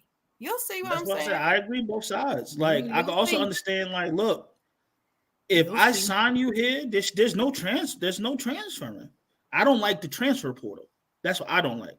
Like if you transfer portal is my problem. I don't like either one of them. That's the transfer portal is my biggest problem because you can't tell me that Reggie Bush is now not a Heisman. They stripped him of a Heisman trophy because he accepted money because he was at a school and they was making money off of him all that time.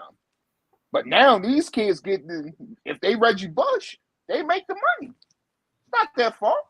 You're not going to be the biggest thing in the world.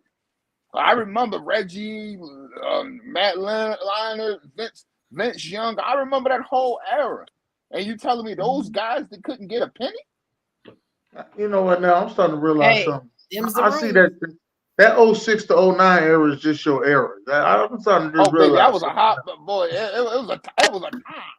Right. I realized something. If you go back at any time in your life, you go back to that time. That's what I realized. If you sit there and listen to him, man, he'll mention stuff all the time from that era. You be like, 06. What a time to be alive. That must have been a time to be right. Time to be alive was 06. Must have been wow. 06. 08, I was a freshman at Morgan. That's all I can say. I was a whole grown up in 08. I don't know how much older than y'all I am, but 08, I had my daughter in 08. Put it like this. In 08, I was a freshman at Morgan. My son was born in 09. Y'all do the math.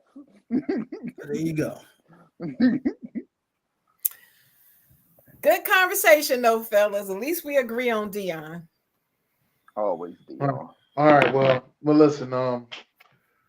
First off, I heard your podcast is coming back out. We need to know dates, time, schedule, so us the fans to come watch you. Could you let us know? We're aiming for end of January. Last week of January. I don't know exactly what day of the week it's going to be, because getting this guy here is one of the toughest things to do, because he's killing it down there in Maryland, executive chef and all that. So that's what we're aiming towards. But yeah, that's what we're looking at. We'll definitely be back, and we're going to be back on Sam Sports Network and all that. So, hopefully it's a great time. It's a great time. Good to hear. Good to hear. Y'all got a specific day y'all gonna be on? Or y'all? Specific day of the week, like we aiming for Thursday. It's either going to be Tuesday or Thursday. But again, like I said, it's about how I schedule. You can't do it on Tuesdays, honey. No. Talk, yeah. Okay. No. So it's looking like Thursday. They can do it on Tuesdays. No, they cannot. If they listen, this is what I say. If you want to come in the yard with the beast and you get mad that don't nobody play with you, and you get mad don't nobody play with you because you came in the wrong fucking yard. It's not other days of the week you could have about that. I'm saying they can't do it on Tuesday because I want to come on your show sometime and I can't do it because I got Talk Your Ass Tuesday on Tuesday and Stay Tuned, so I can't do it. Well, luckily our shows are going to be pre-recorded. That'll work. So we could drop our episodes on Tuesdays or Thursdays. No live. So you can record whenever. No live. I can't yell at you from the comments live. Absolutely not. Dang. Absolutely not. Darn. You can still yell at me in the comments though. I read those every day. So. Okay. All right. Anything else y'all doing special? No. Nope. All right. Well, you know what? This has been a good show. Glad y'all came through. Can't wait to see y'all again. Hopefully, I get all y'all next time. Hopefully, I get all y'all. We got the Splash Brothers show, Steph and Clay, so that's all that matters. Yeah, so who would Mischief be? He definitely Draymond. It's Draymond. He definitely Draymond. He's definitely going to do therapy right now because he just swung on somebody. So yeah, he definitely the shooter of the bunch, like the real shooter. Y'all need to stop. Y'all need to leave. Draymond, that's why he wasn't here. He had to go deal with a little personal stuff. That's why you get Steph and you get Clay.